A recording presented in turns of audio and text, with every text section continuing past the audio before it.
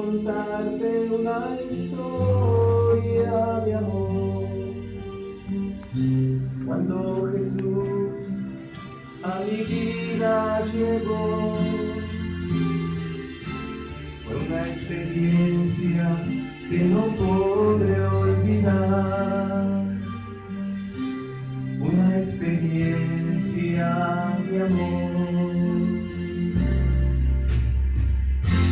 Era muy joven, no quería saber de la palabra y del amor de Jesús. Era mi vida un desastre total, pero Él me rescató.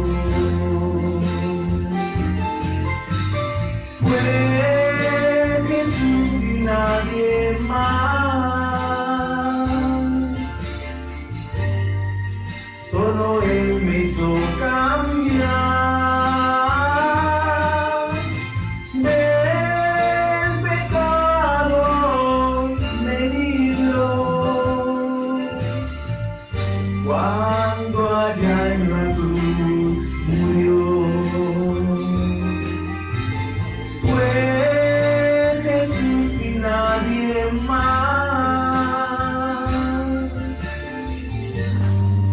solo en Él puedes confiar.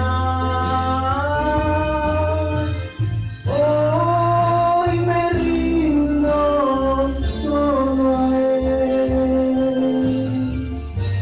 Gracias y gracias, Señor.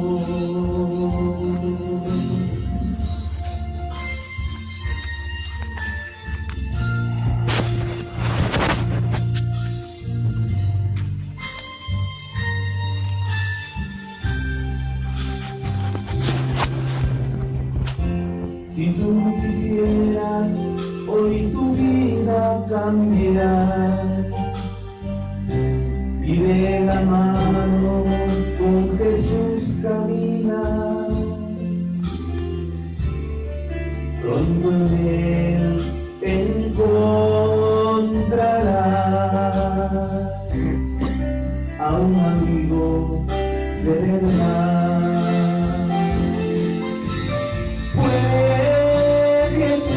Nadie más, solo Él me hizo cambiar.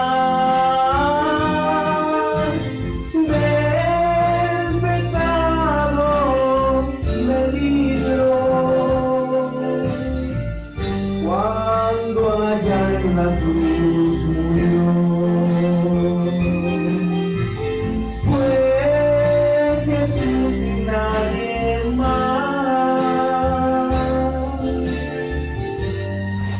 Solo en Él puedes confiar. Hoy me rindo solo a Él. Gracias y gracias, Señor. Gracias y gracias, Señor. Gracias y gracias, Señor.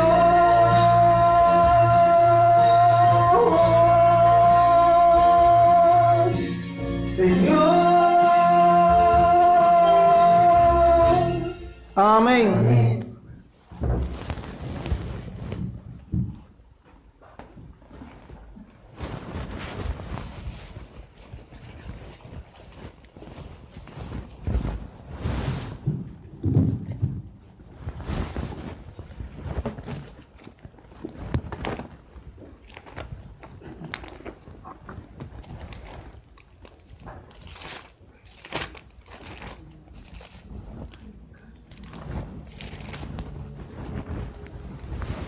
Buenos días y feliz sábado para todos. Hermoso himno, gracias mi hermano. Una bendición, que Dios te siga bendiciendo.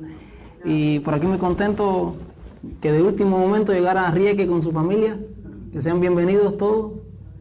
Aquí lo queremos, se les quiere, al menos yo los quiero. Que Dios los bendiga.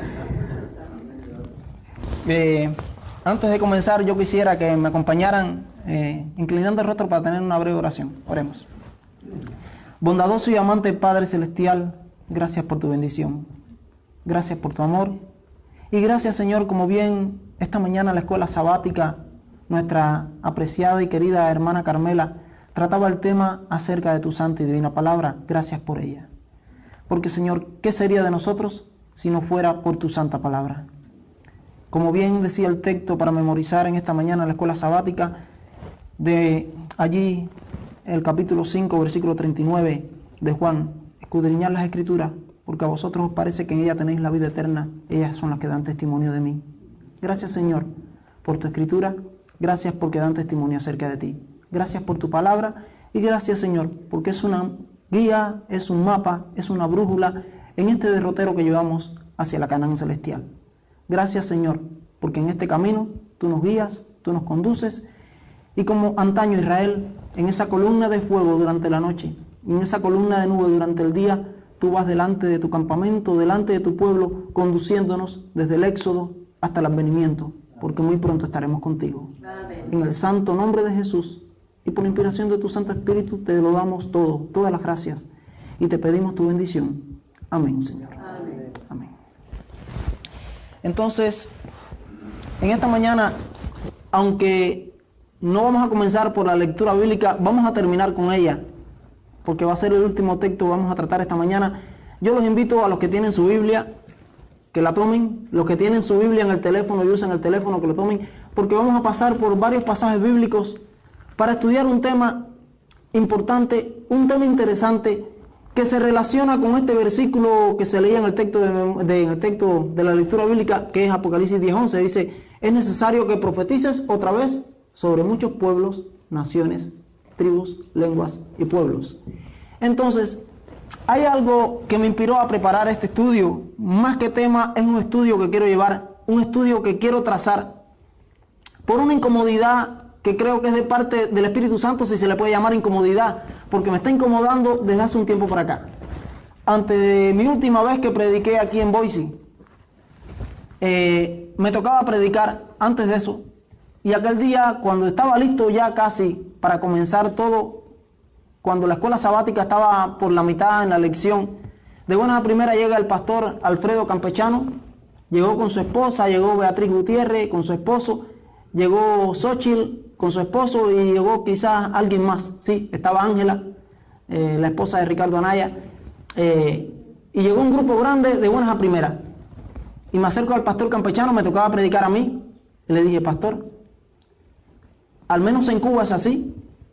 Siempre que a alguien le toca predicar, que llega un predicador, se le cede el puesto a esa persona si viene preparada. Yo le estoy cediendo mi puesto, si usted viene con algún tema listo, sin problema de ningún tipo, predique usted. No, predica tú. A ti es el que te toca. ¿Usted viene con algún tema listo, está preparado? No, si yo tengo uno, pues usted predica, no hay problema, eso lo resolvemos ya.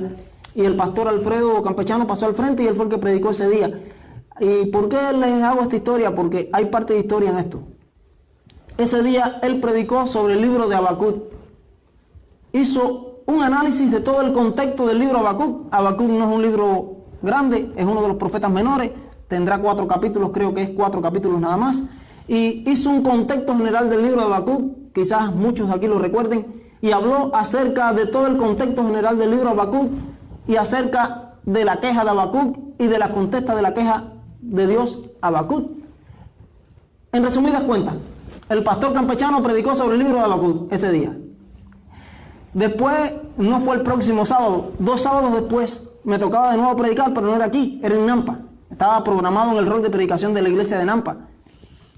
Y 3 días antes me llama Perla, que es el primer anciano en Nampa. Y me dice, Mauri, quiero conversar contigo. Le dime, Perla.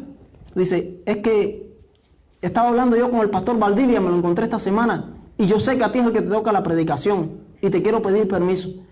Porque lo invité a que viniera contando que tú no ibas a decirme que no. Porque sé que contigo puedo contar. ¿Tú crees que él pudiera venir a predicar por ti aquí en Nampa? Le dije, pastor, no hay problema. Y me dije, me gustaría que estuvieras aquí con él también, porque me gustaría tener 2 cubanos encima de la plataforma. Y yo me eché a reír, me dio gracia. Y entonces, no hay problema, pastor, sin problema, yo le cedo el puesto a Valdivia. Pero lo curioso del caso es que cuando llegó el pastor Miguel Valdivia, yo le cedí mi puesto. El sábado anterior, 2 sábados antes, había predicado aquí el pastor campechano por mí. Y entonces ahora me tocaba allá en Nampa y es Valdivia. Pero lo que resulta curioso de todo esto es que Valdivia predica sobre el libro de Habacuc también. El tema fue casi que idéntico en el contexto de lo que estaba predicando. Y a partir de ahí empecé a inquietarme. De, Señor, ¿qué tú quieres conmigo y con Habacuc? Sí. ¿Cuál es el problema? ¿Qué tú quieres que haga yo? Me tocaba predicar en Boise, le cedí el puesto al pastor campechano y predicó sobre el libro de Habacuc. Me tocaba predicar en Nampa, le cedí el puesto al pastor Miguel Valdivia y predicó sobre Habacuc. Para mí que eso es un problema conmigo, porque pudieran haber predicado, de la Biblia se puede predicar tanto, y van a predicar el mismo tema, sobre la misma temática, no predicar lo mismo, ni uno sabía lo que había predicado el otro. Pero yo dije, el problema es conmigo. ¿Tú quieres enseñarme algo, Señor? Y estaba pensando y dándole vueltas a esa idea. Cada rato le daba vueltas, he predicado 2 o 3 veces más en diferentes lugares, pero me seguía dando vueltas la idea y seguía incómodo. A cada rato me venía como un relámpago esa idea a la cabeza.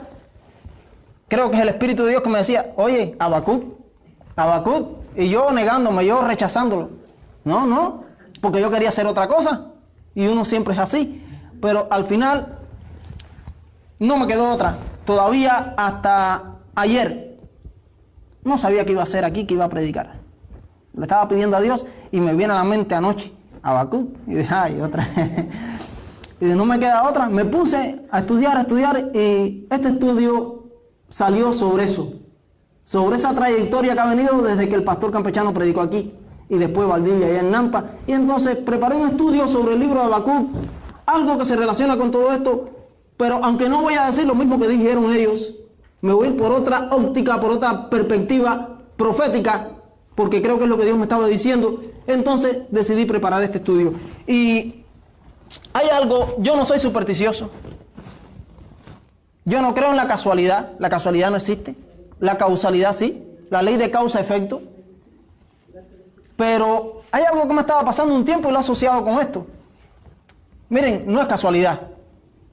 Y no es superstición mía. Pero pasa algo cada vez que miro el reloj, ya sea en el celular o el mismo reloj, que me da por fijarme la hora. Yo miro varias veces al día la hora en diferentes y veo diferentes horas. Pero hay una coincidencia que me ha tocado de hace quizás un año para acá. No sé cuál es. Y cada vez que miro el reloj, en la mañana, muchas veces 8:44 de la mañana. Miro en la noche, 8:44. ¿Y por qué esa hora? Y esto me trae en relación 1844. Una fecha clave, fundamental, para nosotros como movimiento adventista del séptimo día. El 22 de octubre de 1844 comenzó el juicio investigador en los cielos, hace 174 años atrás. Y cuando sacamos cuenta de todo esto, yo decía, ¿por qué 1844? ¿Por qué 8:44? Miraba el reloj de 8:40 y dale. Y encendía el celular, 8:44 de la mañana, 8:44 de la noche. Y decía, ¿qué tú me quieres decir, Señor? Entonces ahora relaciono todo esto de Habacuc con eso, porque me vino a la mente todo esto que me estaba pasando. Yo vivía con esa lucha, decía, ¿por qué 8:44? 8:44, ¿por qué? Tal es así, que mi password en la página mía de Google, que es en la que tengo el canal de YouTube, se llama Remanente 1844. Me llevó a ponerlo así. Remanente 1844. Ese es mi password. Y yo decía, hasta eso me llevó a eso, a hacer ese password ahí. Esa fecha, muy importante, clave para el movimiento milerita adventista. Para nosotros no me gusta, como siempre lo he dicho, llamar iglesia a nuestra iglesia. Entre comillas digo, somos un movimiento. Un movimiento profético, con un lineamiento profético, con una misión profética, para dar un mensaje profético en esta etapa final de la historia de la tierra. Y entonces, analizando todo esto, hay una cita que se encuentra, la pueden anotar, si después la quieren comprobar, la comprueban. Una cita que se encuentra en Primeros Escritos, en la página 63, y yo la anoté aquí anoche. Primeros Escritos, página 63. Y dice así la cita. Se relaciona con lo que vamos a estudiar en esta mañana. Escuchen la cita, muy importante, clave, fundamental. Dice, Primeros Escritos, en la página 6.3. 63. Dice, son muchas las verdades preciosas que contiene la palabra de Dios, pero es la verdad presente la que el rebaño necesita. He visto el peligro que existe de que los mensajeros de Dios, desde el púlpito, donde quiera, se desvíen de los puntos importantes de la verdad presente para espaciarse en temas que no tienden a unir al rebaño ni santificar el alma. En esto, Satanás aprovechará toda ventaja posible para perjudicar la causa de Dios. Pero los temas como el santuario, escuchen, en relación con los 2300 días, los mandamientos de Dios y la fe de Jesús son perfectamente adecuados para explicar el movimiento adventista pasado y cuál es nuestra posición actual, establecer la fe de los que dudan y dar certidumbre al glorioso futuro. Gracias, Víctor. He visto con frecuencia que estos eran los temas principales en los cuales deben espaciarse los mensajeros de Dios. Primero escrito, página 63. ¿Escucharon? Esa cita está, yo diría, descomunal. Una cita a la que se le hace poco caso hoy en día en la iglesia adventista. Y sabemos que es verdad. ¿Desde cuánto hemos dejado de ser el pueblo del libro? Y me gustó que en esta mañana el tema de la escuela sabática fuera el estudio y el énfasis en la palabra de Dios, en la Biblia. Hace muchos años atrás, diríamos, a la iglesia adventista se le conocía como el pueblo del libro. Pero ya hoy en día, ese título no lo tenemos. Teniendo tantas verdades grandes, tantas verdades solemnes, tantas verdades poderosas, teniendo la verdad de la verdad para este tiempo final. Porque Dios nos eligió como movimiento para dar el último mensaje de amonestación a esta tierra. Y tenemos esa gran misión, el mensaje de los 3 ángeles, más el del 4.º ángel que se le suma en Apocalipsis 14.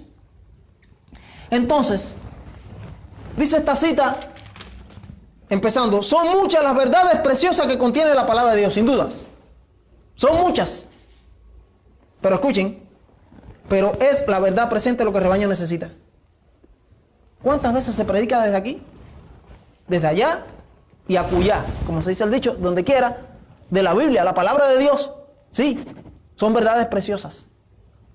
Pero ¿cuántas veces nos vamos por la tangente de no enseñar la verdad presente? Dice, son muchas las verdades preciosas que contiene la palabra de Dios, pero es la verdad presente lo que el rebaño necesita. Muchas veces andamos por las ramas y no vamos al tronco ni a la raíz. Y Dios no quiere que vayamos a las ramas. Dios quiere que vayamos a la raíz, al tronco. Esa es la misión que Dios nos ha dado a nosotros. No estar floreando, no estar dando vueltas. Sí, es verdad, es palabra de Dios, pero no es para rascar los oídos a las personas. Como dijera el pastor Esteban Bor, la comezón de oír en la Biblia, para que se entienda, es piquiña en los oídos, decía él. Es que te rasquen los oídos. Esa es la comezón de oír. Y eso muchas veces es lo que se quiere. Pero no. Dios no quiere que se esté rascando los oídos. Dios quiere que se diga lo que Él quiere que se diga.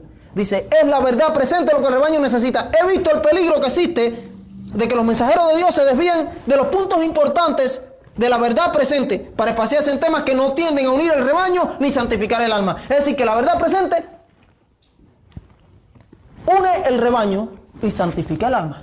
Es lo que está diciendo esto. En temas que no tienden a unir el rebaño ni santificar el alma. Entonces, la verdad presente une el rebaño y santifica el alma. Es lo que está diciendo la cita. Sigue adelante y dice, en esto Satanás aprovechará toda ventaja posible para perjudicar la causa de Dios. En el sentido de predicar por las ramas.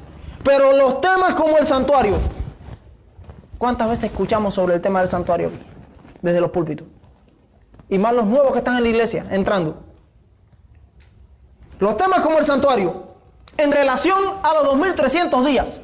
Cuando yo entré en la iglesia adventista en el año 96, en Cuba, que ya a partir de ahí empezó un poco la crisis de identidad de nuestra iglesia. Al menos, tú escuchabas, en las clases de escuela sabática, los ancianitos de la iglesia, a cualquiera de la iglesia, tú lo escuchabas, y eso en el año 96 atrás. No hace tanto, pero ya hace bastante, diríamos. Cualquiera No que te explicara en detalles esa profecía de Daniel 8 y 9, con fechas matemáticas precisas, acontecimientos, datos históricos, citas bíblicas, pero al menos tenía la esencia fundamental de entenderla y de explicarla.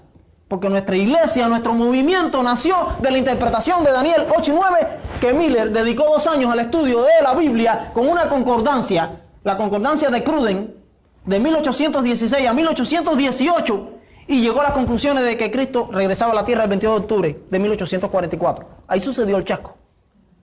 Pero fue mediante un estudio cabal de la Escritura. Y de allá para acá, todos los mileritas, todos los adventistas conocían este mensaje, lo entendían bien claro, porque la columna vertebral de nuestra fe se debe al estudio de esta profecía, a estos capítulos. Si alguien destruye 1844 y nuestra creencia en juicio investigador, se acabó el movimiento adventista, se acabó la fe adventista, porque nuestras creencias dependen fundamentalmente, las bases de nuestras creencias vienen de Daniel 8 y 9 y de la interpretación de la profecía de las 2300 tardes y mañana. Juicio investigador, santuario, 22 de octubre 1844. ¿Cuántos se atreverían a explicar al menos el 25% de estos 2 capítulos y enseñárselo a alguien que se lo preguntara? Y no le voy a decir que me levante la mano, pero de los que estamos aquí, pónganse a pensar. Entonces dice, pero los temas como el santuario en relación a los 2300 días, los mandamientos de Dios, el decálogo, la ley moral de Dios, los 10 mandamientos, incluido el sábado, y la fe de Jesús, son perfectamente adecuados para explicar el movimiento adventista del pasado y cuál es nuestra posición actual. Establecer la fe de los que dudan, escuchen, establecer la fe de los que dudan y dar certidumbre al glorioso futuro. He visto con frecuencia que estos eran los principales temas en los cuales deberían espaciarse los mensajeros de Dios. Primeros escritos, página 63. Es la verdad presente, lo que el rebaño necesita.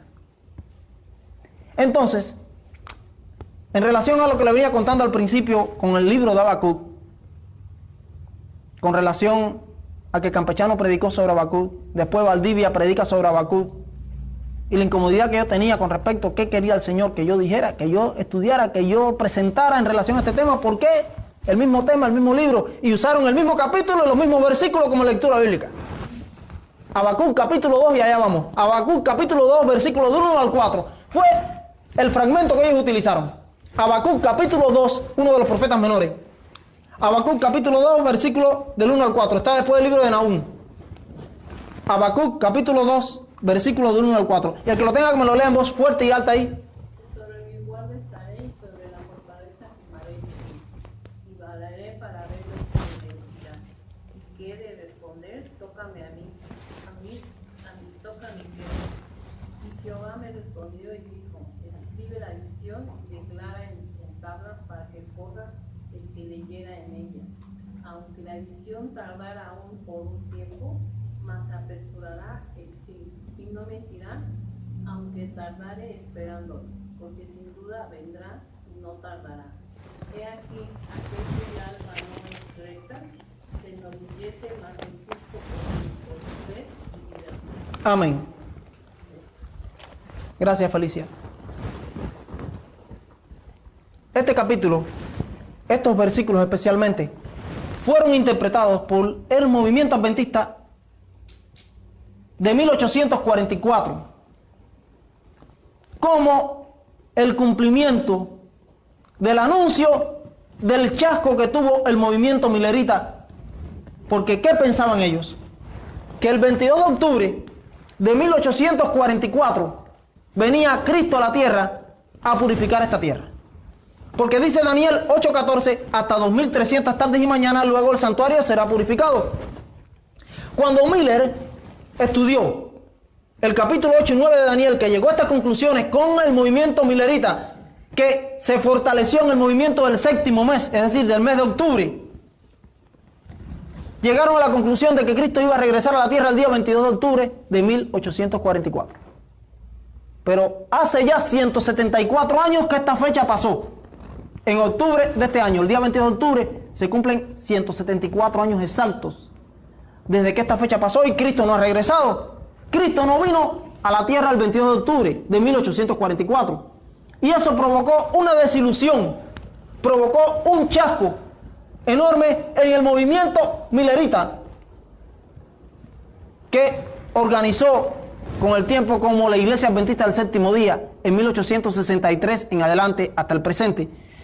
Y eso provocó un gran caos entre todo aquel grupo, gran dolor, gran desilusión, porque Cristo no vino a la tierra en esa fecha. Pero el asunto, la clave por la cual sucedió este chasco, por la cual se chasquearon, era que la teología popular de aquellos días, dentro del mundo evangélico, y recuerden que el movimiento millerita no era una iglesia establecida, organizada, como hoy en día somos la Iglesia Adventista del Séptimo Día. Fue un movimiento que se gestó en Norteamérica, principalmente aquí en este país, principalmente en la costa este de Estados Unidos, que pensaban todos los evangélicos, todos los protestantes, entre todas las iglesias, que el santuario era la tierra, y que si Cristo iba a purificar el santuario al final de las 2300 tardes y mañana, como esa fecha caía el 22 de octubre de 1844, pensaron que Cristo venía a la tierra por segunda ocasión a purificar la tierra del pecado. La fecha era correcta en la interpretación, y sigue siendo correcta, y sigue estando correcta. El 22 de octubre de 1844 sucedió algo, pero no era lo que ellos esperaban. Ellos esperaban que Cristo regresara a la tierra en esa fecha, a purificar la tierra del pecado y a establecer su reino eterno para siempre, sin pecado. Pero Cristo no vino a la tierra. Cristo iba a hacer otra cosa, era comenzar la obra del juicio investigador celestial. Es decir, que la clave es que ellos estaban correctamente ubicados en la fecha, pero el acontecimiento lo tenía equivocado. La teología popular de aquellos días, la creencia general del mundo cristiano evangélico de aquellos días, era que el santuario era la tierra. Por eso fue que se chasquearon.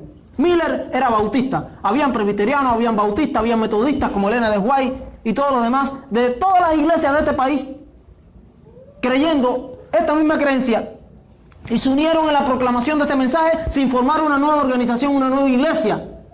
Pero la creencia general de todos los miembros de todas las iglesias en este país y en el mundo evangélico, protestante, era que el santuario era la tierra.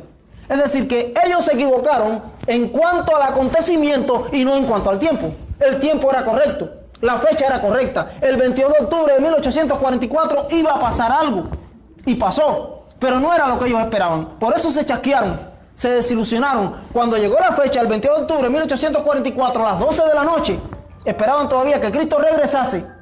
Y Cristo no regresó en esa fecha a la tierra, porque Cristo no regresaba a la tierra en esa fecha. Cristo iba a pasar del lugar santo del santuario al santísimo, a comenzar la obra del juicio investigador celestial. Comenzó el juicio en el cielo, no era la venida de Cristo a la tierra. Es decir, que la teología popular de su día, equivocada, fue la que provocó el chasco. ¿Me entienden? Fecha correcta, acontecimiento errado. Acontecimiento equivocado. ¿Entiendes, Betty? Si no entienden, me dicen, yo regreso. Sí, pues la veo analizando. Fecha correcta, acontecimiento errado. Buena Maribel y a la niña. Dios la bendiga. Están en su casa. Entonces, ahora bien, pasó algo. Leyendo Habacuc capítulo 2, versículo del 1 al 4. Dice: sobre mi guarda estaré, y sobre la fortaleza firmaré el pie, y velaré para ver lo que se me dirá, y qué de responder tocante a mi queja. Y Jehová me respondió y dijo: escribe la visión, y declárala en tablas, para que corra el que leyere en ella. Aunque la visión tardará aún por un tiempo más, se apresura hacia el fin, y no mentirá. Aunque tardare, espéralo, porque sin duda vendrá, no tardará. He aquí, aquel cuya alma no es recta se enorgullece, mas el justo por su fe vivirá. Ese fragmento de la Escritura, uno de los pioneros del adventismo, que había sido pastor presbiteriano, Carlos Fish se llamaba el hombre, está dentro de la historia de la iglesia, la historia denominacional. Carlos Fish, él era evangelista y era diseñador gráfico. Y era pastor. Tenía esos títulos. Era pastor episcopal presbiteriano. Ese hombre había aceptado por medio de las conferencias de Miller que le habían llegado el mensaje de 1844 y formó parte del movimiento millerita. Entonces él hizo un famoso diagrama, el diagrama ese famoso del movimiento millerita con el que Miller predicó, con el que predicaron todos los predicadores milleritas en este país, en carpas, se pusieron carpas en todo el territorio nacional de este país para predicar a las multitudes. Y en esas carpas los predicadores milleritas, que eran pastores, predicadores de diferentes denominaciones e iglesias, porque era un movimiento dentro de todas las iglesias del mundo evangélico protestante en este país, comenzaron a predicar usando ese diagrama que había hecho Carlo Fish. Carlo Fish dibujó ese diagrama, y cuando él dibujó ese diagrama en 1843, un año antes de 1844, hizo una copia de este diagrama como 300 veces. Es decir, que fueron 300 diagramas que recorrieron todo este país en carpas con los predicadores enseñando este mensaje, mezclando Daniel del capítulo 8 y 9 de Daniel con Apocalipsis, la profecía de Daniel y Apocalipsis mezclado, y es el famoso diagrama que hoy en día ha quedado como algo de la historia de nuestra iglesia, que recorrió este país predicando ese mensaje. Miller lo usó José Bates, lo usó Jaime White, lo usó Carlo Fish, Josías Lish. Todos los pioneros del adventismo, todos los predicadores usaron, se hicieron 300 copias, pero Carlo Fish fue el que hizo este diagrama. Pero cuando él hizo este diagrama, él lo hizo creyendo que era una orden de Dios que lo hiciera, y la orden la vio aquí en Habacuc. Por eso le cito este libro, por eso le cito este pasaje. Ahí en Habacuc dice: sobre mi guarda estaré, y sobre la fortaleza afirmaré el pie, y velaré para ver lo que se me dirá, y qué de responder tocante a mi queja. Y Jehová me respondió y dijo: escribe la visión y declárala en tablas, para que corra el que leyere en ella. Aunque la visión tardará, escuchen, aún por un tiempo, mas apresura hacia el fin y no mentirá. Aunque tardare, espéralo, porque sin duda vendrá, no tardará. Pero en el versículo 2, Carlo Fish dio como una orden y un llamado de Dios que hiciera este diagrama. Escuchen el versículo 2, dice: y Jehová me respondió y dijo: escribe la visión y declárala en tablas, para que corra el que leyere en ella. Entonces él entendió que era una orden de Dios escribir esta visión. La visión, la de Daniel 8 y 9, la que Miller descubrió. Entonces diagramó esa visión del capítulo 8 y 9 de Daniel, de las 2300 tardes y mañana y las 70 semanas, en un diagrama que se llegaron a reproducir 300, tomando como orden esto. Y con ese diagrama se empezó a predicar. Lamentablemente, este hombre murió bien joven, con 39 años de edad. Él nació en 1905 y unos días antes del chasco de 1844 murió bautizando un grupo de personas en un río helado, y murió de pulmonía unos días antes. Pero Dios sabe las cosas. Quizás el chasco lo hubiera provocado, se hubiera salido y nunca más hubiera regresado, y Dios lo selló para vida eterna. Él bautizó a varios en un río helado unos días antes del 22 de octubre de 1844, en ese celo, en ese amor que tenían todos los milleritas, porque Cristo venía pronto a la tierra y no podían perder tiempo y oportunidad, y decidió bautizar a varias personas. Los que se bautizaron se metieron una sola vez al agua y salieron de esa agua helada, enseguida se secaron, pero él se quedó varios minutos, varias horas quizás en el agua, bautizando a ese grupo, y eso le provocó una pulmonía, y murió por una pulmonía con 39 años de edad. Y así, no solo fue él, fueron varios los que le pasó lo mismo dentro de los milleritas, que bautizaron en medio de heladas, en medio del frío, en aguas heladas, y murieron debido a neumonías, pulmonías en aquellos tiempos. Él fue uno de ellos, murió con 39 años debido a eso. Pero él fue el que hizo este diagrama. ¿Por qué les digo todo esto? Porque nosotros somos adventistas del séptimo día, y tenemos que estar seguros dónde estamos y por qué estamos aquí.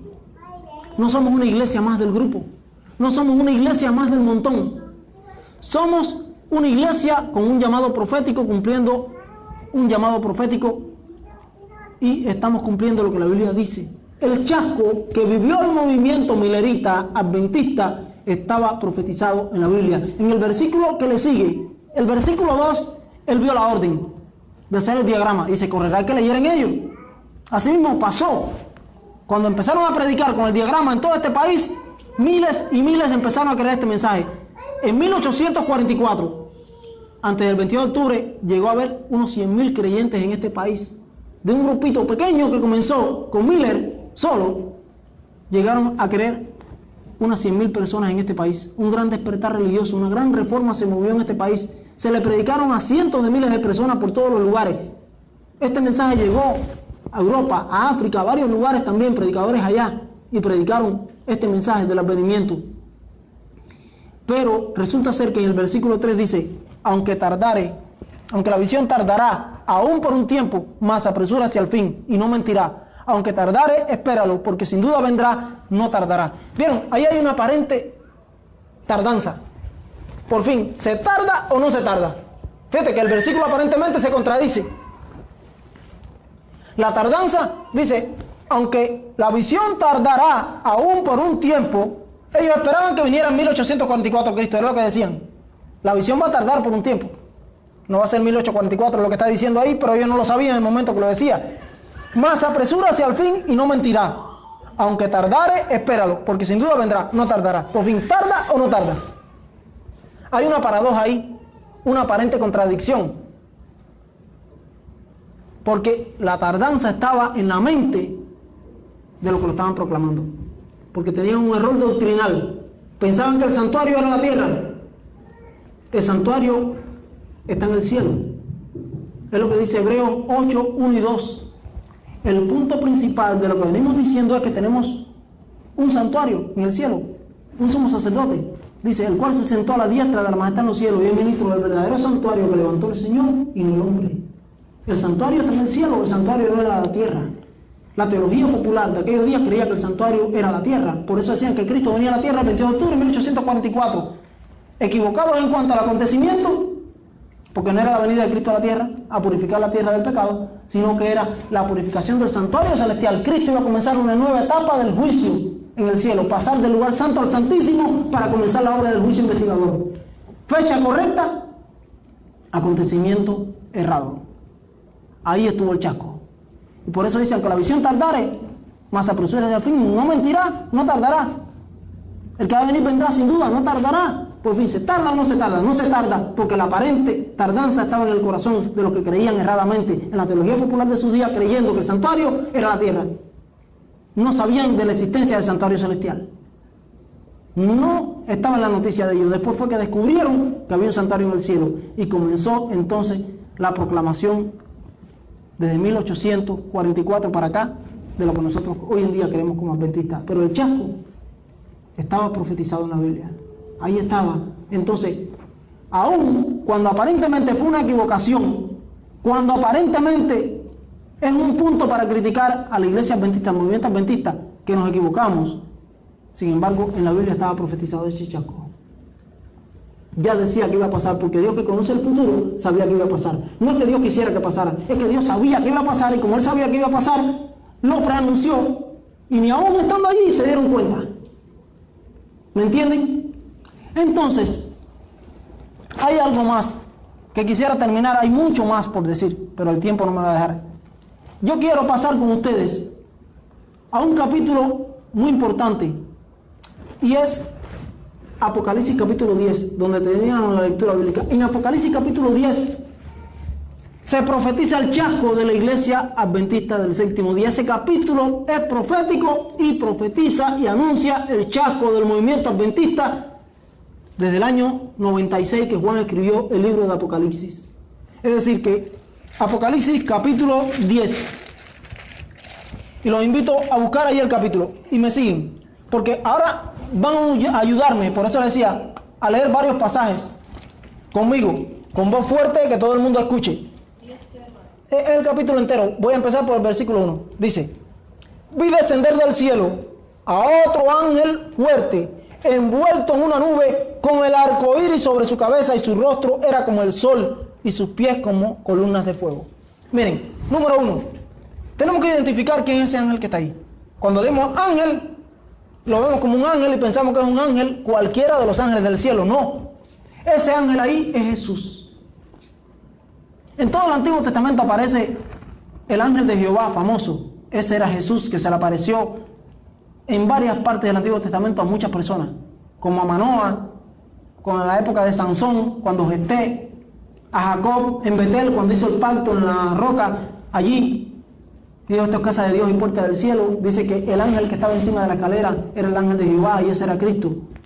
Ese ángel de Jehová del Antiguo Testamento es Cristo, porque la palabra ángel significa mensajero. Pero vamos a identificar aquí para que vean que este ángel que se está hablando aquí de este capítulo 10 es Cristo mismo. Entonces, la primera característica, dice allí que el ángel fuerte, envuelto en una nube con el arco iris sobre su cabeza. Yo invito a alguien que me busque Ezequiel capítulo 1. Ezequiel capítulo 1. El versículo 26 al 28. Y que me lo lea en voz alta, fuerte. Si es mujer como mujer y si es hombre como un hombre. Ezequiel 1, 26 al 28. El primero que me lo encuentre, me lo puede leer. 26 al 28. Y sobre la expansión que había sobre sus cabezas, se veía la figura de un trono que parecía de piedra de zafiro. Y sobre la figura del trono había una semejanza que parecía de hombre sentado sobre él. Y vi apariencia como de ámbar, como apariencia de fuego dentro de ella en derredor, desde el aspecto de sus lomos para arriba, desde sus lomos para abajo. Vi que parecía como fuego y que tenía resplandor alrededor. 28. Sí, hasta el 28. Como la apariencia del arco iris que está en las nubes, el día que llueve, así era el parecer del resplandor alrededor. Esta fue la visión de la semejanza de la gloria de Jehová. Y luego yo la vi casi sobre mi rostro y oí la voz de uno que hablaba. Gracias, Víctor. Punto número 1. Dice que este ángel fuerte tenía, dice, envuelto en una nube con el arco iris sobre su cabeza. Ahí se menciona el arco iris. En Ezequiel capítulo 1 se ve, algunos lo han titulado la carroza cósmica de Dios. Dios abandona el lugar de su trono, viene a esta tierra a hacer un juicio de investigación en Jerusalén. Esto es la época de Nabucodonosor. Recordemos que Ezequiel tuvo su ministerio en la época de Nabucodonosor, como Jeremías y Daniel. Fueron los 3 profetas de ese periodo, más otros más de los menores. Pero principalmente entre los profetas mayores, ellos eran parte de ese tiempo. Ezequiel era sacerdote. Y desde el capítulo 1, Ezequiel comienza a tener una descripción de una visión de esa carroza cósmica de Dios que viene del cielo, del trono de Dios, y viene a Jerusalén a investigar por qué Jerusalén estaba viviendo como estaba viviendo. Pero dice del versículo 26 al 28 que era una apariencia de la gloria de Jehová. Era el mismo Jehová. La gloria de Jehová era el trono de Jehová moviéndose del cielo a esta tierra a investigar. Y dice allí que tenía su aspecto de arcoíris. Cada vez que se menciona el arcoíris circunda el trono de Dios. El arcoíris tiene que ver con la presencia de la gloria de Jehová. Por tanto, este arcoíris estaba envolviendo a aquel ángel fuerte que está mencionando y es la gloria de Jehová. Es decir, en este caso, y Jehová sabemos que es Cristo. Cristo tiene el mismo nombre común, el Espíritu Santo. Jehová el Padre y el Hijo son coiguales y coeternos. Comparten la misma gloria sin pensar los locos que andan diciendo por ahí, como los testigos de Jehová, que no hay deidad. La palabra Trinidad no está en la Biblia, nunca la va a encontrar. Yo les recomiendo que nunca la usen, pero la palabra deidad sí. Los 3 son coiguales y son coeternos. Y tienen todo en igualdad. Dios es eterno, Cristo es eterno. Dios es omnisciente, Cristo es omnisciente. Dios es todopoderoso, es omnipresente y es creador. 5 atributos incomunicables que le pertenecen solo a la deidad, lo tienen el Padre, el Hijo y el Espíritu Santo por igual. Los 3 tienen el mismo nombre común que Jehová. Por tanto, la gloria es compartida por los 3 porque es la misma gloria que le pertenece a los 3. Y aquí está el arcoíris, tiene que ver con Cristo. Ese ángel fuerte no es un ángel cualquiera. Ese ángel es uno de los seres de la deidad y es Cristo. Entonces, sigue adelante el versículo 1. Otra característica del versículo 1 es que dice que sobre su cabeza y su rostro era como el sol y sus pies como columnas de fuego. Entonces, alguien que me busque Mateo capítulo 17 versículos 1 y 2. Eso fue cuando la transfiguración. Mateo capítulo 17 versículos 1 y 2. Que me lo lean. Estamos identificando que ese ángel es Cristo. El arco iris ya lo identificamos, que es la gloria de Jehová. Por tanto, ahí estamos teniendo la primera parte. Número 2, que su rostro como el sol. Mateo 17, 1 y 2. 6 días después, Jesús llevó consigo a un monte alto a Pedro, a Santiago y a Juan, hermano de Santiago. Y allá se transfiguró ante ellos.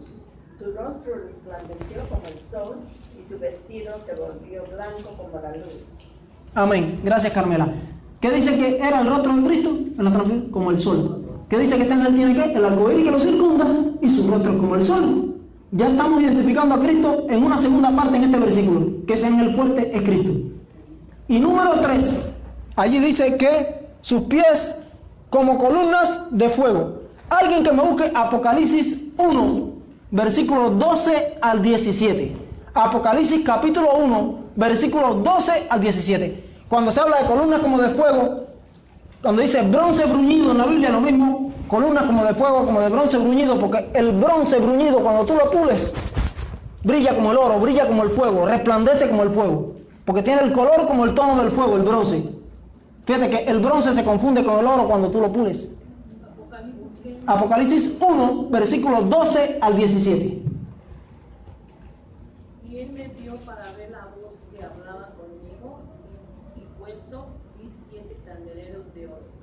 Y en medio de los 7 candeleros, a un semejante al Hijo del Hombre, vestido en una ropa que llegaba hasta los pies, y ceñido por el pecho con un cinto de oro. Su cabeza y sus cabellos eran blancos como blanca lana, como nieve, sus ojos como llamas de fuego, y sus pies semejantes al bronce bruñido, refulgente como en un horno. Como un horno. Y su voz como el estruendo de muchas aguas. Tenía en su diestra 7 estrellas, de su boca salían una espada aguda de 2 filos. Felicia, si quieres ya, déjalo ahí, está bien, gracias. Hasta ahí ya da la idea de lo que queremos decir. Dice que sus pies eran ¿quién? Dice que era una semejanza al Hijo del Hombre. El Hijo del Hombre es Cristo. Sus pies refulgentes como el bronce bruñido, como si fuera fuego. Dice que columna de fuego. 3 características: arco iris, rostro como el sol, columnas como el bronce bruñido como el fuego. Ese ángel fuerte que se menciona en Apocalipsis 10.1 está hablando de Cristo. Ese ángel es Cristo. Sigue el versículo 2 y dice: tenía en su mano un librito abierto. Importante. Un librito abierto. Alguien que me busque Daniel 12.4. Y sé que muchos aquí se saben el texto de memoria. Daniel 12.4. Para que vean, ese ángel tenía, y el ángel, ya no vamos a decir más ángel, vamos a decir Cristo. Este es Cristo, sin duda es Cristo. Dice que ese Cristo que estaba allí tenía un librito abierto en su mano. Aquí el libro está abierto. Daniel 12.4, ¿qué dice? Pero tú, Daniel, cierra las palabras y sella el libro hasta el tiempo del fin. Muchos correrán de aquí para allá y la ciencia aumentará. Gracias, Emmanuel. Dice, tú, Daniel, cierra el libro hasta el tiempo del fin. Mira, no vamos a ir ahí porque si no, para una predicación sola. El tiempo del fin comenzó en 1798, después de los 3 tiempos y medio. Ahí mismo en el capítulo 12 de Daniel dice, ¿hasta cuándo será el fin de esta maravilla? Será por tiempo y la mitad de un tiempo. Cuando se acabe la expresión del pueblo santo, estas cosas serán cumplidas. El tiempo del fin comenzó en el año 1798. El 11 de febrero de 1798, que fue cuando el Papa fue llevado preso, Pío VI, y murió el Papa. Comenzó a contar el tiempo del fin a partir del año 1798, que acabó la supremacía papal. Entonces, se le dice a Daniel, cierra el libro hasta el tiempo del fin. Muchos correrán de aquí para allá y la ciencia se aumentará. Miren, ese es un texto que muchas veces se usa mal, no mal del todo, pero como una segunda aplicación. Ahí cuando dice la ciencia se aumentará, no está hablando de la ciencia del mundo científico, de la era cosmonáutica, de la era de la computadora, del invento del carro, de la televisión, de la radio. En muchos libros, aún de la iglesia, comentaristas han tomado eso como que la ciencia se aumentará, se está refiriendo a eso. El invento de la aviación, de la cosmonáutica. Miren, eso se puede aplicar como una segunda aplicación, yo diría como una tercera. Ahí no está hablando ese texto de eso. Lo que sí va a aumentar la ciencia es el conocimiento de este libro de Daniel, de la profecía de este libro. Esa es la aplicación del texto. Tú cierra el libro, está hablando del libro, ¿cómo va a hablar de la ciencia? Se va a aumentar de la ciencia del mundo secular cuando no está hablando de eso. Ahí está hablando del conocimiento del libro. Cierra el libro. ¿Qué libro? El libro de Daniel. El ángel dice a Daniel, cierra el libro hasta el tiempo al fin y la ciencia se aumentará. La ciencia que sí va a aumentar era el conocimiento en la investigación de las profecías del libro de Daniel a partir de 1798 en adelante. Y eso pasó con el movimiento milerita. Estudiaron Daniel, capítulo 8, capítulo 9, Daniel 7, Daniel 2, todas las profecías, y comenzaron a entender las profecías como nunca nadie la había entendido jamás en la historia de la humanidad. Dios reveló estas grandes profecías a aquel movimiento y empezaron a proclamar estas grandes verdades. Miller descubrió el tiempo en Daniel 8:14 con las 70 semanas y comenzó a proclamar la profecía del tiempo del 22 de octubre de 1844. La ciencia, el conocimiento se aumentó con respecto al tiempo, pero se le dice a Daniel, cierra el libro, y Daniel sella el libro, lo cierra hasta el tiempo del fin. Y aquí, este ángel que es Cristo, aquí estamos hablando ya para el tiempo del fin, el cumplimiento de Apocalipsis 10, y dice que este ángel tenía el librito abierto. Fíjense, aquí el libro se abre. El cumplimiento de Apocalipsis 10 comienza de 1798 en adelante. Y Daniel fue de la época de él hasta 1798, que iba a estar sellado. El libro se abrió a la interpretación, a la predicación, a la enseñanza de Daniel, especialmente en estas profecías de tiempo de 1798 para acá. Por eso dice que tenía el librito ya abierto, ya no está sellado. Fíjense que el librito ya no está sellado. Ahí dice que el librito estaba cerrado. Y hay algo curioso en Daniel 12, del 5 al 6, en la continuación ahí del contexto. Dice que el ángel tenía un pie sobre el río y al otro lado del río. Fíjense que el ángel, ese ángel era el mismo Cristo. Habían dos seres allí, pero el ángel que tenía el librito en la mano es este mismo ángel que tiene el librito aquí en la mano, que es Cristo. Dice que tenía un pie a un lado del río y un pie al otro lado del río. Y dice que alzó su diestra y su siniestra al cielo y juró por el que vive por los siglos de los siglos. Y sigue adelante. Pero fíjense, cuando el libro está cerrado, es fácil para mí alzar la diestra y la siniestra, las dos manos, con el libro cerrado.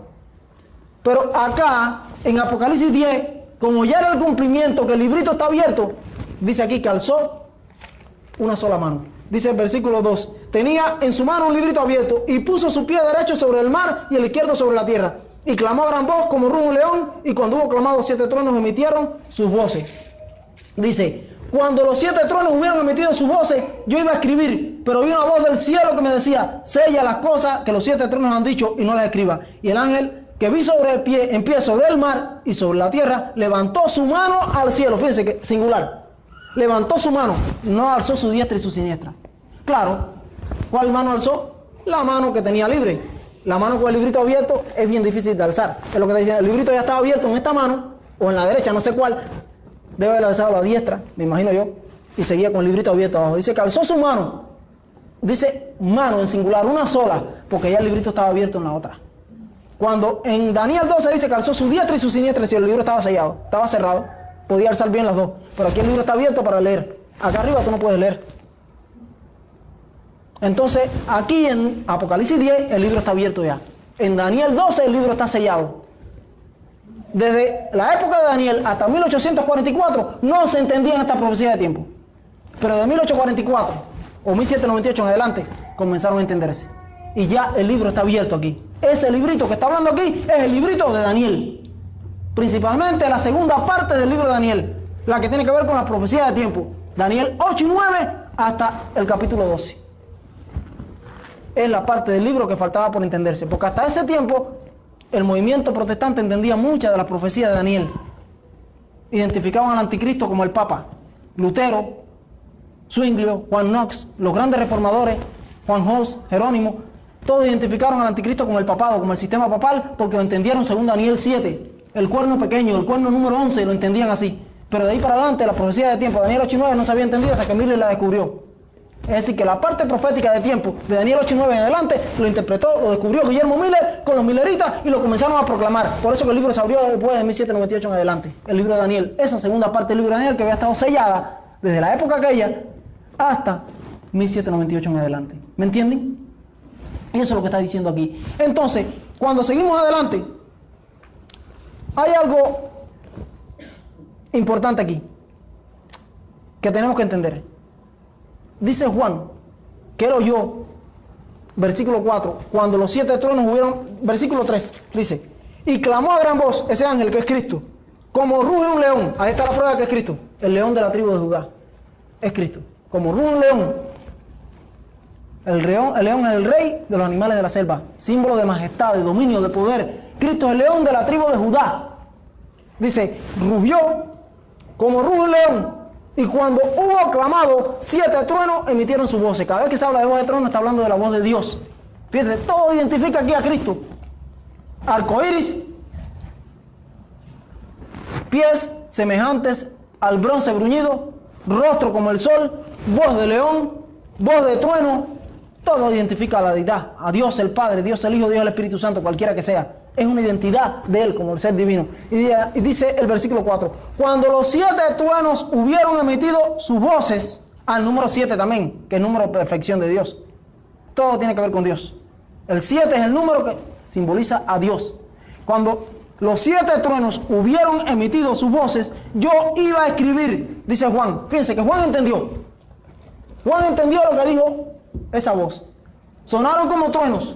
Porque la voz de Dios es como el sonido de muchas aguas, como una cascada, así dice la Biblia. Es como el sonido de grandes truenos. Dice Juan, cuando los 7 truenos hubieron emitido sus voces, fíjate que él entendió que eran voces, que no eran truenos. Yo iba a escribir, escuchen, Juan iba a escribir. Pero oí una voz del cielo que me decía, sella o cierra las cosas que los 7 truenos han dicho y no las escribas. ¿Ustedes saben qué pienso yo ahí?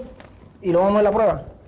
Que Juan escuchó que iba a suceder un chasco bien clarito, y Juan iba a escribir con claridad lo que él escuchó. Lo iba a escribir y le dijo, mira, séllalo, lo que los 7 truenos han dicho y no lo escriba. Juan no entendió, la clave está, Juan entendió, sí entendió. Dice que le iba a escribir lo que los 7 truenos dijeron, lo que las voces dijeron. Cuando lo iba a escribir, a redactar, no, espera, cálmate, no lo escriba. Sella lo que los 7 truenos han dicho, no lo escribas. Sigue adelante, dice, y el ángel que vi en pie sobre el mar y sobre la tierra, levantó su mano al cielo y juró por el que vive por los siglos de los siglos, y creó el cielo y las cosas que están en él, y la tierra y las cosas que están en ella, y el mar y las cosas que están en él, que el tiempo no sería más. Sino que en los días de la voz del 7º ángel, cuando él comienza a tocar la trompeta, el misterio de Dios se consumará, como él lo anunció a sus siervos los profetas. ¿Por qué les digo todo esto?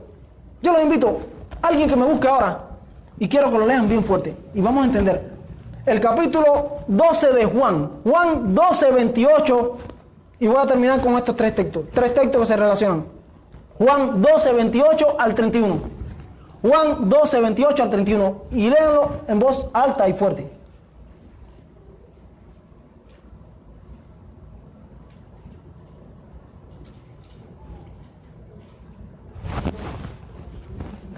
Emanuel, ¿lo encontraste? Estaba leyendo. El que lo encontró, sí, Carmela. Juan 12, 28.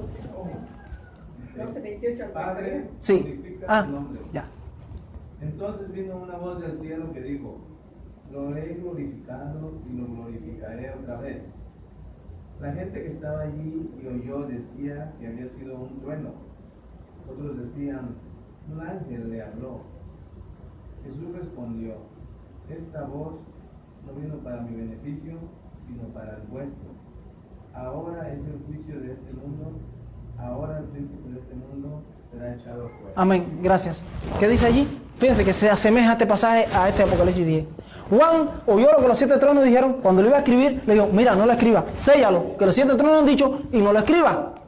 Entonces aquí vemos en este pasaje que de buena primera se oye una voz del cielo que dice, lo he glorificado. Es la voz del Padre que habla bien claro, y dice que los que estaban ahí, la multitud, creyeron que era el sonido de trueno. Entonces al final no entendieron, pero Juan, que está escribiendo, sí entiende. Y Juan es el que escribe Apocalipsis, es el que escribe aquí también el Evangelio. Y con Juan no solo él, quizás algunos de los discípulos que estaban ahí entendieron bien claro la voz. Era la voz de Dios clara. Pero los que estaban ahí, la multitud que había, dijeron que era el sonido de trueno. No entendieron, sintieron que eran truenos. Es decir, que esto puede pasar. Entonces, Dice Marcos 9, 31 al 32. Alguien que me lo busque. Marcos 9, 31 al 32. Vamos a explicar ahora por qué sucedió el chasco, por qué Dios permitió el chasco, que ya lo habíamos dicho al principio, pero para que vean cuál es la semejanza. Marcos 9, 31 y 32.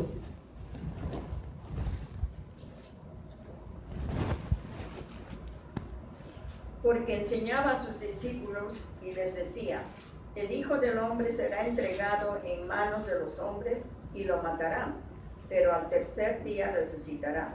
Sin embargo, ellos no entendían lo que les decía y temían tremendo. Está tremendo eso, ¿eh? Jesús hablando bien claro, más claro ni el agua clara. ¿Y qué dice qué? Temían. ¿No entendían? O sea, mira, yo voy a morir. Al tercer día me voy a levantar, voy a resucitar. Y aun cuando Jesús se lo dijo en varias ocasiones, Jesús se lo dijo en más de 7 o 8 ocasiones, varias veces los discípulos no entendían. Jesús les hablaba, dice que oyendo no oyen y viendo no ven. No entienden. Entonces los discípulos, Jesús les decía, le anunciaba su muerte, su padecimiento, todo lo que iba a pasar, que se iba a levantar al tercer día. Y aun cuando Jesús resucitó no lo creían. Vinieron con el informe que había resucitado, que la tumba estaba vacía y no creían. Los discípulos del camino de Maús, recuerdan la historia. Iban en camino, Jesús se les apareció, iban lamentándose y Jesús se les aparece y le dice: ¿por qué se lamenta? ¿Qué es lo que pasa? Es que tú eres el único forastero que está aquí, que no has oído la noticia. Y empezaron a contarle todo y Jesús fue con ellos y le dio un estudio bíblico por todas las escrituras. Cuando llegaron lo identificaron allá, pero ni aún así creían. Ya hoy es el tercer día, le decían ellos. Fue el domingo en la mañana cuando iban de Maús. Hoy es el tercer día y estaban perdidos, no sabían, y Jesús iba caminando con ellos. Y lo habían escuchado, eran discípulos de Jesús. Los discípulos de Jesús lo habían escuchado varias ocasiones. Y aún Jesús se lo decía y no lo entendían. Jesús hablándoles claro, no lo entendían. Es decir, que las cosas pueden estar claras en la Biblia y viendo las cosas claras en la Biblia no las vemos, no las entendemos. Eso le pasó a los discípulos. ¿Qué le pasó a los mileritas? Se chasquearon porque estaban bien en cuanto al tiempo y no en cuanto al acontecimiento. La teología popular de los días de los mileritas era que el santuario era la tierra, que Cristo venía a purificar la tierra al final del 22 de octubre de 1844, al final de la 2300 tardes y mañana. Como Cristo no vino, vino el chasco, vino la desilusión, porque no entendían. Y entonces después entendieron que había un santuario en el cielo, después del chasco. Como entendieron los discípulos después que Jesús resucitó, que había resucitado el tercer día, cuando Él se lo dijo tantas veces antes y no lo entendieron. Y Jesús mismo se lo decía, se lo anunciaba. Ni al mismo Jesús le creían. Por eso Jesús le dice a Juan: mira, no diga lo que los 7 eternos han dicho, no lo escriba, porque aunque lo escriba no lo van a entender tampoco. Fue lo que le quiso decir.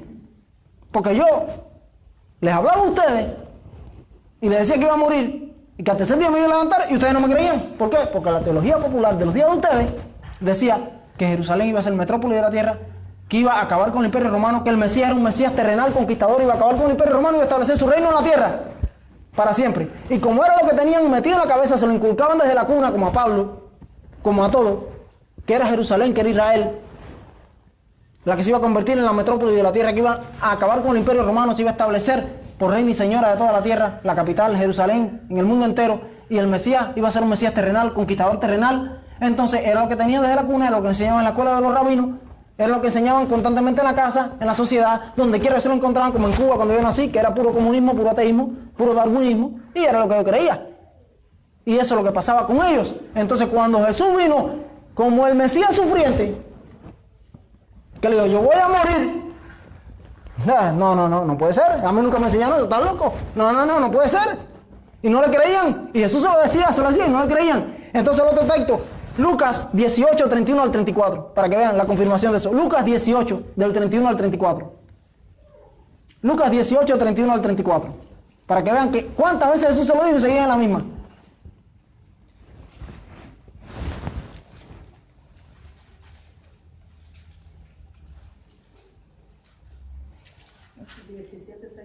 Del 31 al 34. El capítulo 18 de Lucas.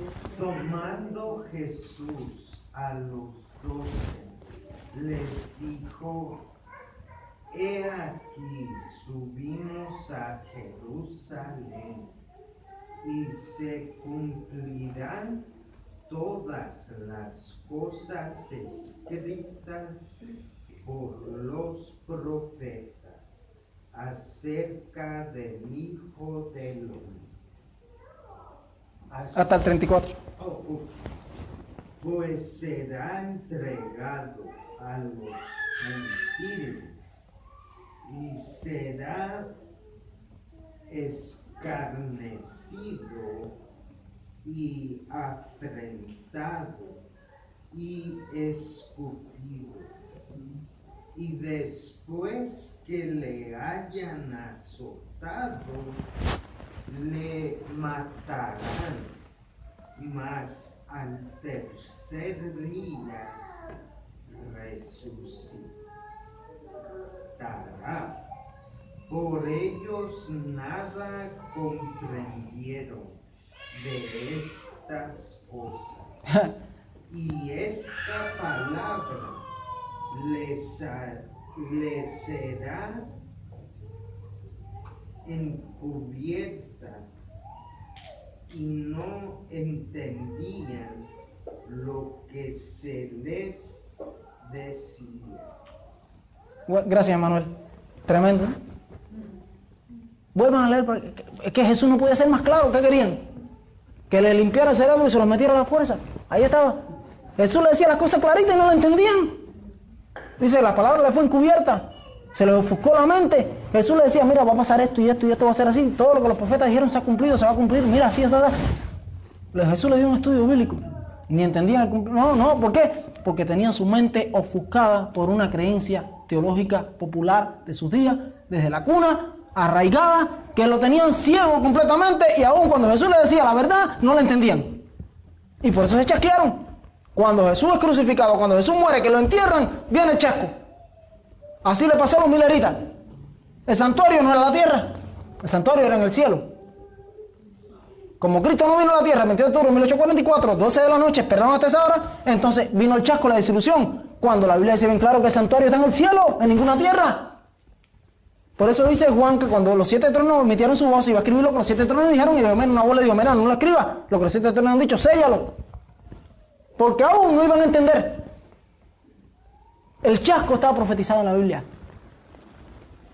Aún esto confirma más que somos la iglesia de Dios del tiempo del fin. Nosotros somos el movimiento llamado para dar el último mensaje a la tierra. Si alguno quiere dudar de que la iglesia adventista no es la iglesia llamada por Dios para dar este último mensaje, que investigue, que busque, porque no tiene otro lugar donde ir a buscar. Porque en la Biblia todo está indicado y está profetizado. Y por eso dice aquí el chasco, en el versículo 9, y fui al ángel diciéndole que me diese el librito. Está hablando del libro de Daniel, recuerden, la segunda parte del libro de Daniel. Y él me dijo, toma y cómelo, y te amargará el vientre, pero en tu boca será dulce como la miel. Ahí está. Esto es una terminología metafórica, es una metáfora. Come el libro. Comer el libro, en Cuba cuando alguien está estudiando mucho, que estudiando por la prueba, que tú ves que siempre está con libros, oye, te estás comiendo los libros. Quizás en su país se lo digan igual. Oye, te estás comiendo los libros. Y te lo estás comiendo como una polilla, ¿no? Hay quien dice, mira, esto es una polilla de biblioteca. Así dicen en Cuba también. La polilla se comen los libros, ¿verdad? Si eres polilla de biblioteca, siempre estás en la librería, en la biblioteca leyendo. No que te estás comiendo el libro literalmente, pero el hecho de estudiar, de analizar, de profundizar, de estar siempre con libros, de estar metido en los libros, en el estudio ese, te estás comiendo los libros. Entonces aquí el mensaje dice, come el librito. Eso le pasó al movimiento milerita. Empezaron a estudiar, empezaron a analizar el libro de Daniel, Daniel 8, Daniel 9, se lo comieron, se lo bebieron y sintieron en su boca un sabor dulce como la miel, porque Cristo venía a la tierra. 21 de octubre de 1844, no les quedaba otra. Pensaban eso, la teología popular de sus días le hizo equivocarse en cuanto al acontecimiento, pero el tiempo era correcto. Nadie podía demostrar que estaban errados en cuanto al tiempo. Pero cuando llegó el 22 de octubre de 1844, Cristo no vino, vino el chasco. Por eso dice que en su vientre sería amargo como la hiel. Eso les pasó. Ahí está el chasco profetizado. Dulce en la boca, dulce sabor, dulce mensaje. Se va a acabar este mundo de pecado para siempre. Ya no va a existir más el pecado ni la maldad. Cristo viene a purificar la tierra para siempre. Hay que prepararse, hay que dejarlo todo. Hay que compartir este evangelio, este mensaje. Porque ya está viniendo, el tiempo no es más, se va a acabar. Pero buena primera, cuando Cristo no vino el 22 de octubre de 1844, vino la desilusión, vino la amargura de haber dado un mensaje con tanto énfasis, con tanto amor, con tanto deseo, con tanto celo, y de buena primera que no pasó lo que esperaban. No es fácil cuando tú esperas algo y lo esperas con anhelo, con decisión. Como el caso de alguien que se vaya a casar. Amas a tu esposa, amas a tu esposo. Ya tienen la fecha de la boda planificada, llegan hasta el altar. la novia nunca llegó, el novio nunca llegó. Es para morirse. Tremendo chasco. Dulce en la boca y te amarga la vida para siempre. Al contrario, nos dio un favor. Bueno, en un sentido sí es verdad, pero el chasco no se quita. Y te traumatiza. Algunos se traumatizan para siempre. ¿Y cuántos no fueron traumatizados por esto en aquel tiempo? Gran chasco, gran desilusión, el gran desengaño. Cristo no vino a la tierra, porque Cristo pasaba del lugar santo al santísimo del santuario a comenzar la obra de juicio investigador. Y entonces sigue adelante, pero todo no se acaba allí. Y es el versículo que leímos en la lectura bíblica, y con este quiero terminar. Hay mucho más por decir aquí. Quisiera estar 3, 4 horas más, pero no se puede. Dice ahí, versículo 11. O el 10.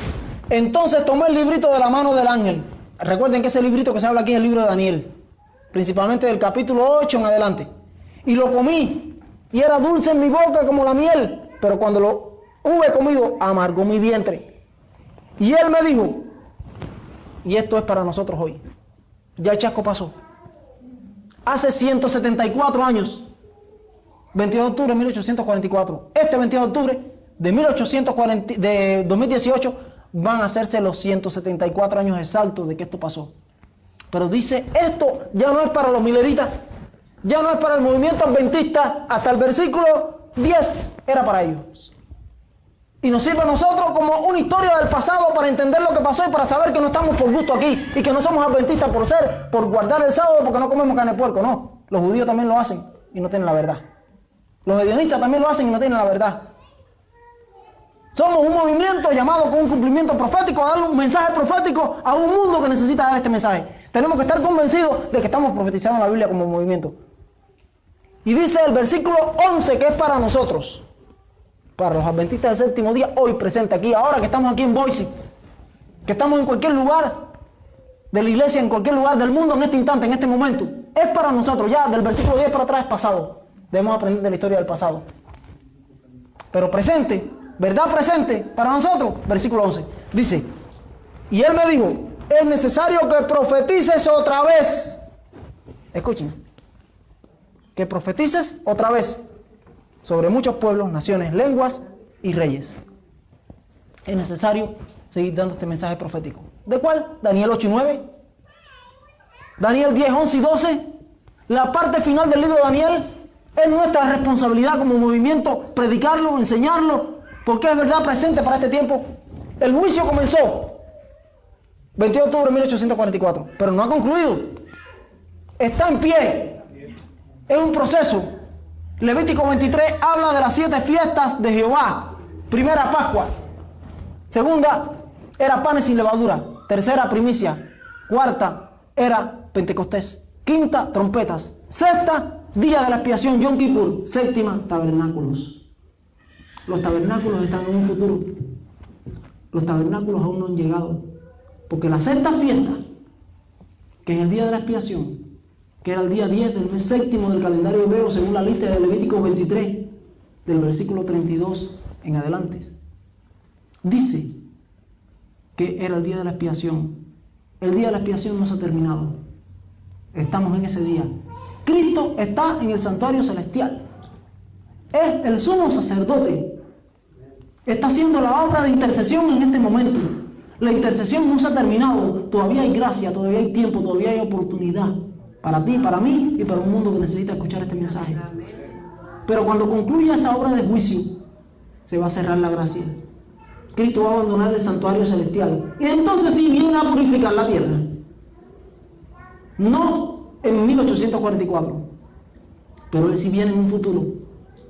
Y es para el cumplimiento de la fiesta de los tabernáculos. Se han cumplido 6 fiestas hasta el presente y la sexta está en proceso de cumplimiento, que es el día de la expiación. Falta la fiesta de los tabernáculos, que es donde moraremos con Dios y Él morará con nosotros. Amén. Y estaremos con Él 1000 años en el cielo. Amén. Pero después en esta tierra por toda la eternidad. Pero tenemos que profetizar otra vez, dar el mensaje profético del librito. Está abierto en las manos del ángel, que es Cristo, que nos dio a nosotros como una responsabilidad para que compartamos con Él el gozo de llevar almas a la gloria. El gozo del Señor es llevar almas a la gloria. Pero Él quiere compartir ese gozo contigo y conmigo. Él quiere que cuando estemos allá, alguien se acerque a nosotros y nos abrace. La gloria toda es para Él. Porque es Jesús quien dio su vida y su sangre para salvar a todo el que quiera aceptarlo. Pero Él quiere compartir ese gozo contigo y conmigo. Qué lindo va a ser cuando lleguemos al cielo y que alguien se haya salvado y no supimos que se salvó gracias a un día que le dimos un libro, un camino a Cristo, un conflicto de los siglos, que le dimos una Biblia, que le dimos un folleto, que le dimos palabras de aliento en un ómnibus, en un avión, en un bus, y nunca más lo vimos. Y llega y dice: yo estoy aquí gracias a que tú, Elizabeth, un día me hablaste. Tú nunca más me viste, pero yo sí me recuerdo bien de tu rostro. Y estoy aquí y te doy gracias y te va a abrazar y te va a besar. Un abrazo cálido, fuerte, porque qué lindo es estar por la eternidad sabiendo que alguien fue el instrumento que te llevó allí. Qué lindo. Cuán agradecidos estamos de ese instrumento que Dios usó. Estamos agradecidos a Dios por el instrumento que Dios usó para darnos este mensaje. Pero tenemos que profetizar otra vez. Tenemos que dar este mensaje. Es necesario, fíjense, que profetices otra vez sobre muchos pueblos, naciones, tribus, lenguas y pueblos. Dame un mensaje, el mensaje no está errado. Corrige la teología equivocada que tenían. El santuario no es la tierra, el santuario está en el cielo, del cual Cristo es ministro. Es el verdadero que levantó el Señor y no el hombre. Está en la obra de intercesión. Un día se va a acabar, va a ser bien pronto, la gracia se termina y va a quitarse sus vestiduras sumos sacerdotales de intercesión y se va a vestir con su vestidura de gloria para venir por segunda ocasión a esta tierra a purificar entonces la tierra, no el santuario, porque el santuario lo está purificando ahora, que es en el cielo. Que Dios te bendiga, que Dios me bendiga, y quiera Dios que no dudemos de que la iglesia adventista del séptimo día es el movimiento inspirado, profético, llamado por Dios para dar el último mensaje a la tierra. No te quepa duda, hay muchas maneras de demostrarlo en la Biblia, muchas vías, tipos, antitipos, tipologías, pero esta es una de ellas, bien clara. Habacuc 2 del 1 al 4, Apocalipsis 10, habla del chasco. El chasco está profetizado y Cristo viene y nosotros hemos cumplido esto porque somos llamados por Dios para cumplirlo. Que Dios te bendiga, que Dios nos bendiga y preparémonos para el encuentro con nuestro Dios. Amén.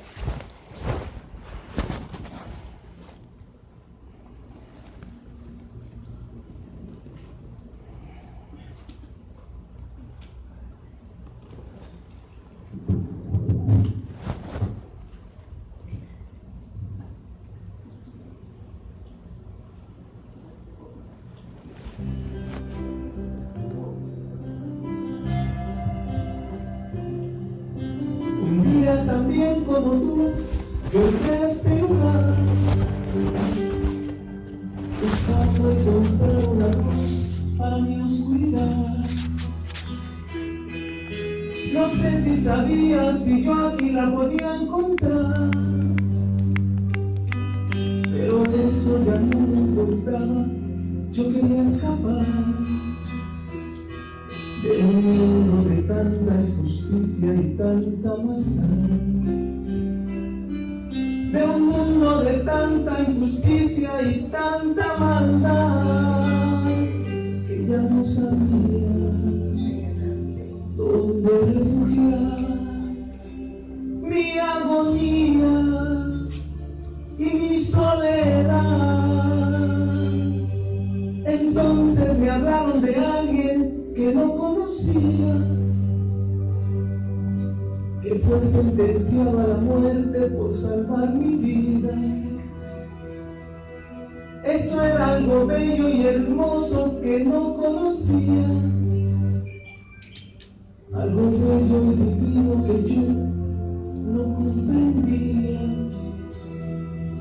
que alguien de allá desde el cielo por mí sufría, y que a pesar de mi pecado me perdonaría, y a todas mis dudas respuesta les daría, y a mi alma afligida su paz le daría. Jesús, su nombre es Jesús, Salvador y Pastor de toda oveja perdida. Jesús, su nombre es Jesús, mi Rey, mi Señor.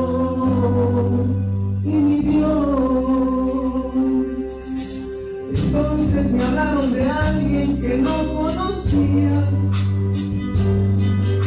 que había sentenciado a la muerte por salvar mi vida.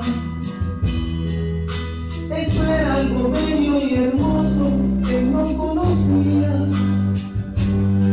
algo bello y divino que yo no comprendía, que alguien de allá desde el cielo por mí sufría, y que a pesar de mis pecados me perdonaría a todas mis dudas.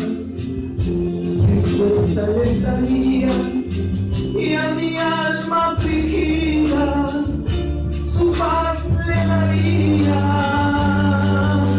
Jesús, su nombre es Jesús, Salvador y Pastor de toda oveja perdida. Jesús, su nombre es Jesús, mi Rey y Señor y mi Dios. Un día también como tú, yo entré a este lugar, y a partir de ese día mi vida nunca fue igual.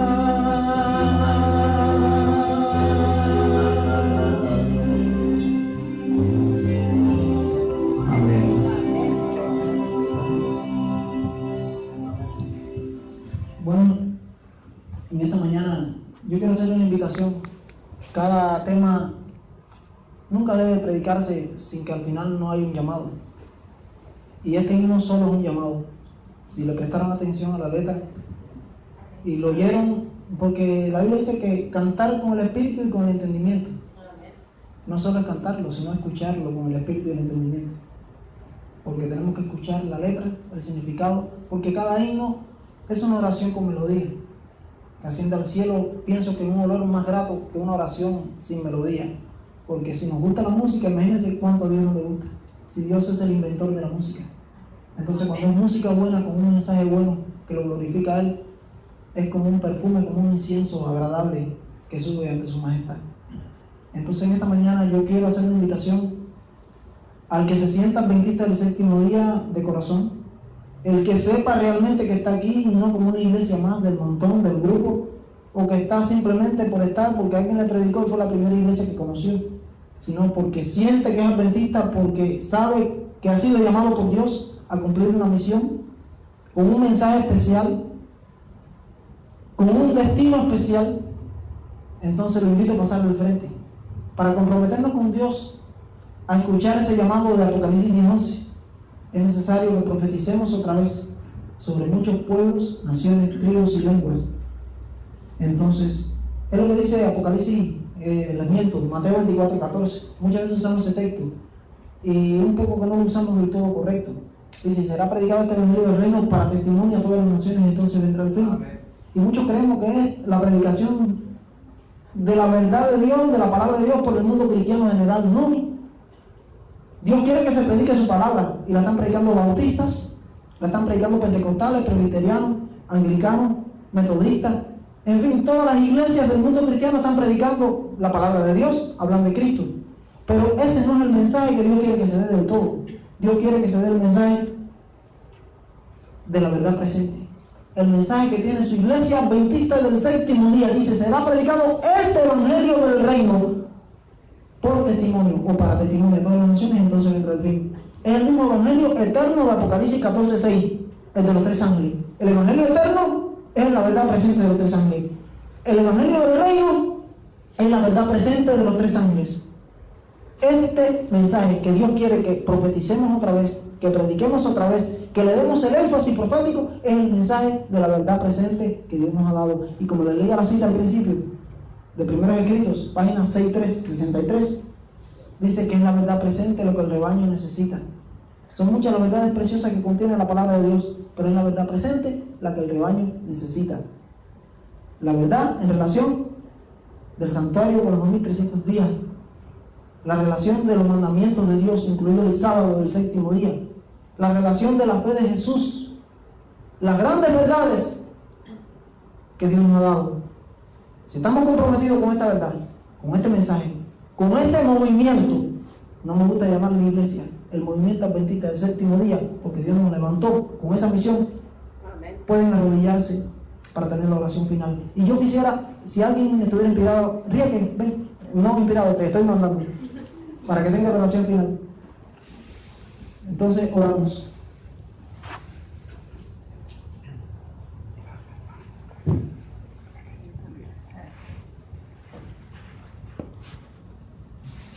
Amado Dios, Señor, qué privilegio poder abrir nuestros corazones. Amén, Señor.